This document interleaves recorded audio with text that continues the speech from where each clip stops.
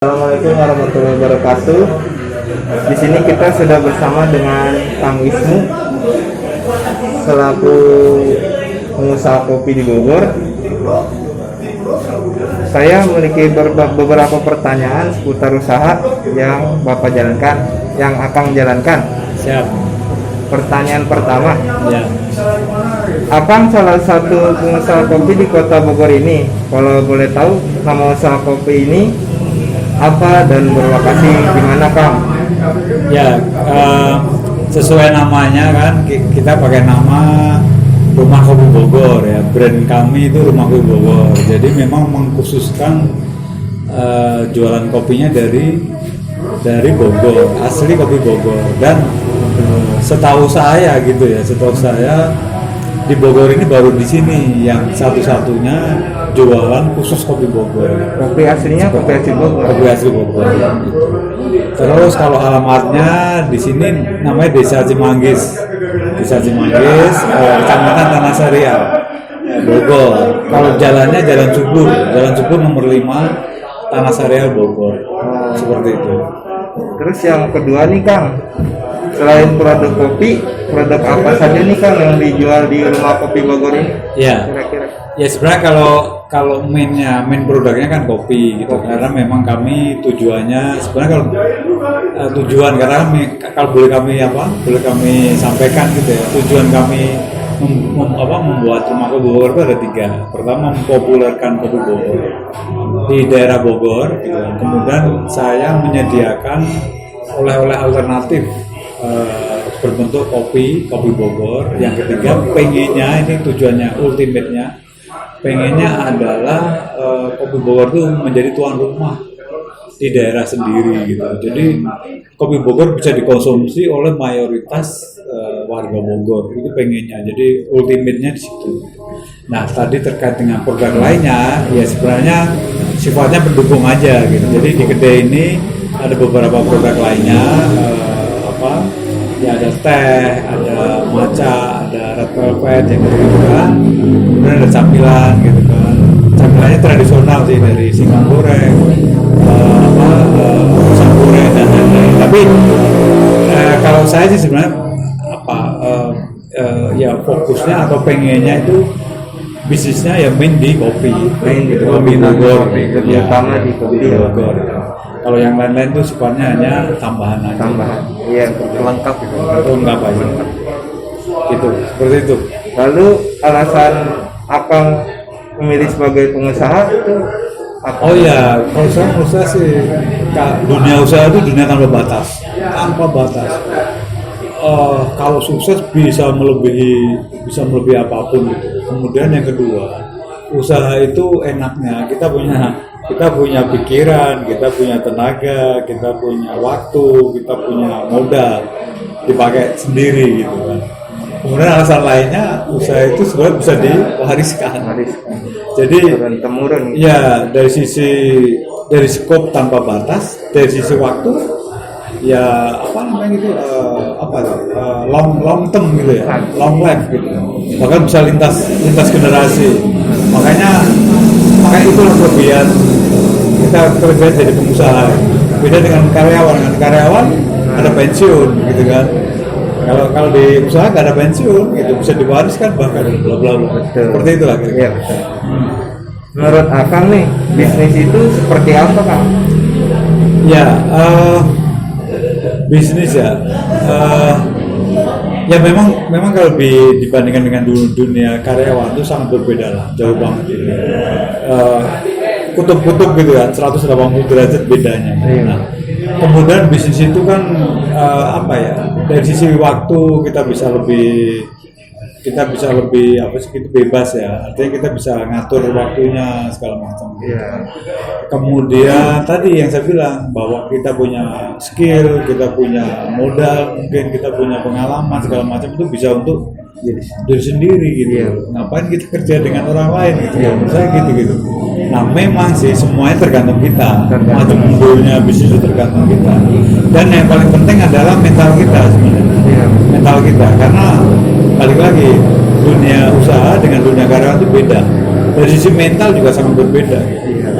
Nah, artinya apa? Kalau kita siap sebenarnya ya, saya pikir lebih baik punya usaha sekali usaha ya. Iya betul. Itu seperti itu. Kalau udah karyawan udah ketahuan ketakan lah.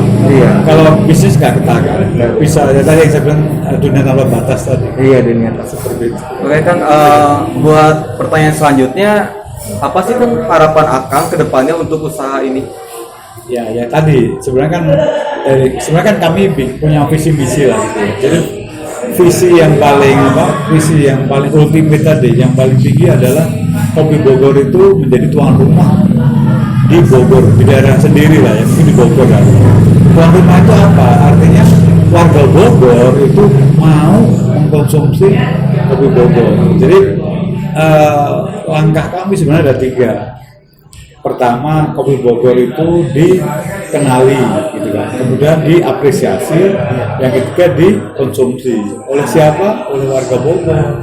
Nah sekarang ini baru tahap ini nih dikenalin dulu. Jadi kami itu memperkenalkan ke Kopi Bogor ke warga Bogor, karena banyak banget yang belum kenal gitu. Bahkan orang bilang kalau Kopi Bogor tuh kopi anu gitu kan. Nah itu padahal ya mereka pabriknya di Bogor gitu, tapi belum tentu kopinya kopi Bogor. Iya Belum tentu. Bisa dari mana-mana, bisa dari Lampung, pabriknya di Bogor. Karena pabriknya di Bogor dan sudah lama. Iya. Orang tahunya itu kopi Bogor. Tapi belum tentu. Iya betul. Dengan menjalankan usaha ini, perubahan apa sih yang Akang inginkan untuk diri sendiri, keluarga maupun masyarakat ya Kang? Ya.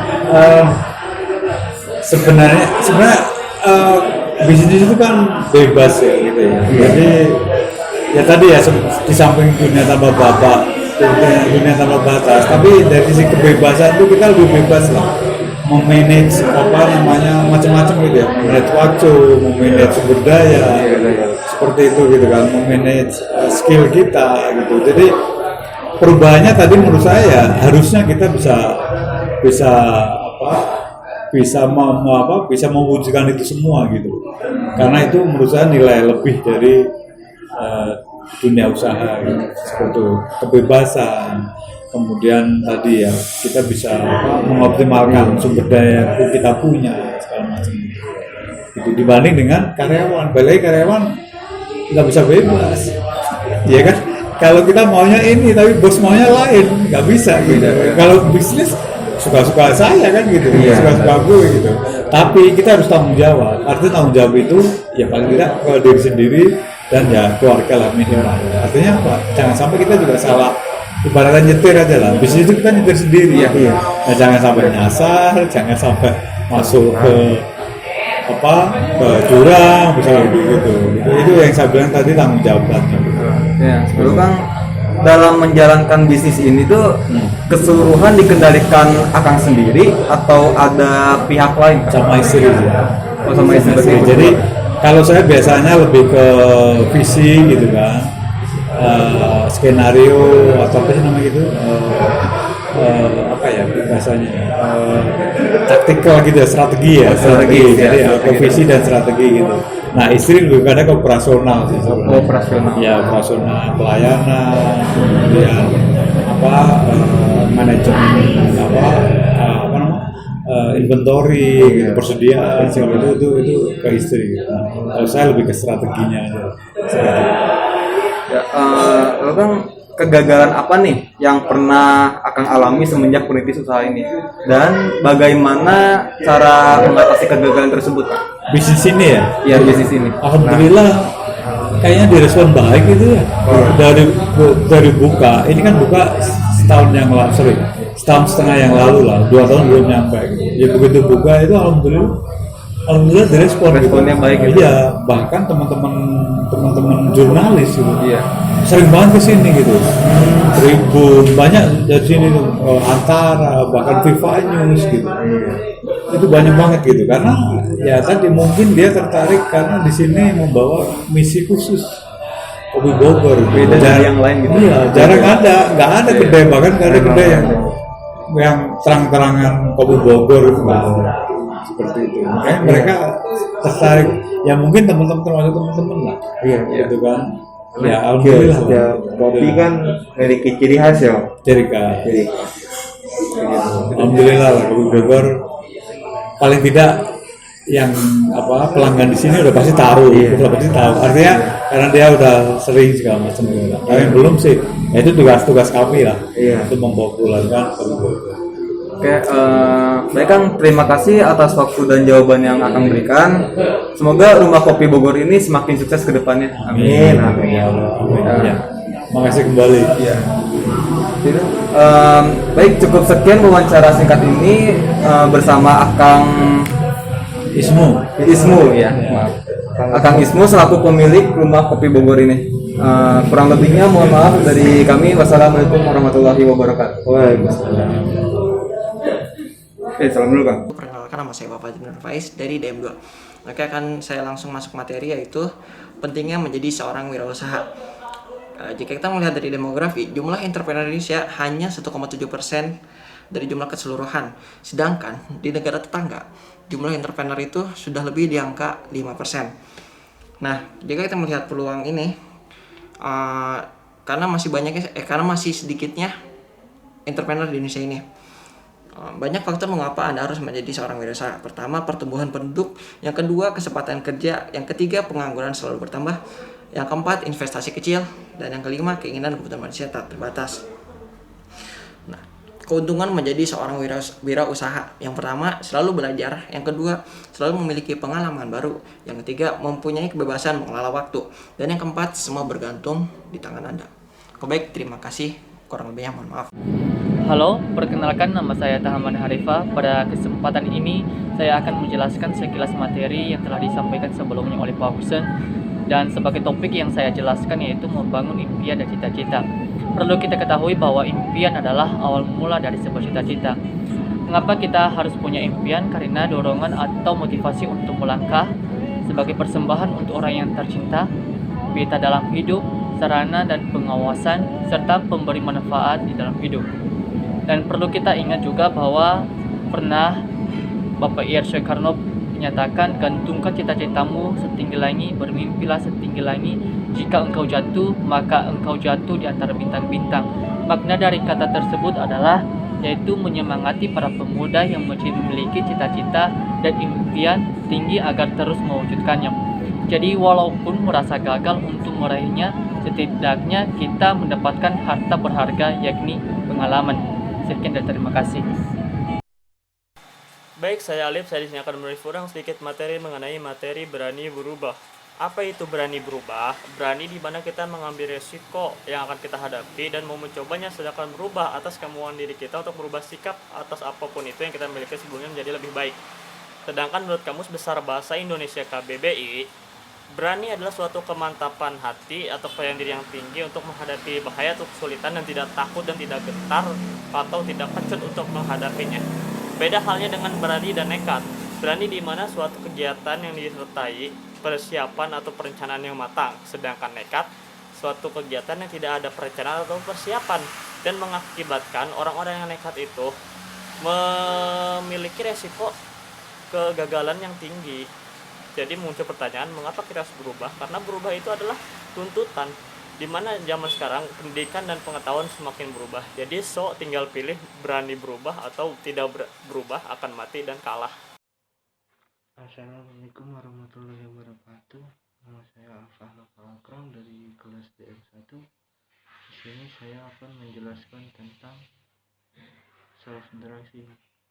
Self-driving dalam suatu usaha dapat diartikan ialah 100% usaha itu dikendalikan sendiri. Jadi dapat diartikan dalam modal usaha tersebut, pemasukan usaha tersebut atau pengeluaran usaha tersebut dapat diketahui secara langsung oleh kita sendiri.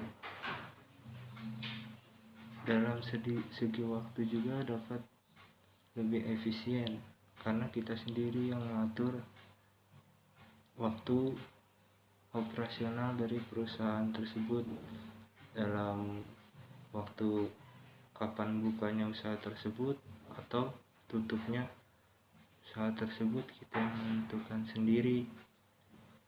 Jadi kurang lebih seperti itu penjelasan tentang self driving dalam suatu usaha.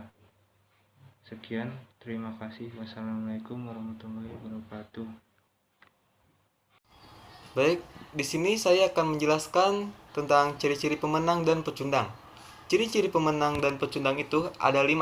Nah, yang pertama, dari pemenang melihat peluang dalam masalah, sedangkan pecundang melihat masalah dalam peluang. Yang kedua, berusaha menjadi bukti, sedangkan pecundang itu berusaha melihat bukti. Nah, yang ketiga, dari pemenang sulit tapi bisa, sedangkan pecundang dia bisa tapi sulit. Yang keempat, dari pemenang lebih baik mencoba lalu gagal, sedangkan pecundang tidak pernah mencoba dan tidak pernah gagal. Yang kelima, dari sisi pemenang mencari cara untuk menyelesaikan masalah, sedangkan pecundang mencari alasan untuk menghindari masalah. Ya. Baik, sekian penjelasan dari saya. Terima kasih. Wassalamualaikum warahmatullahi wabarakatuh.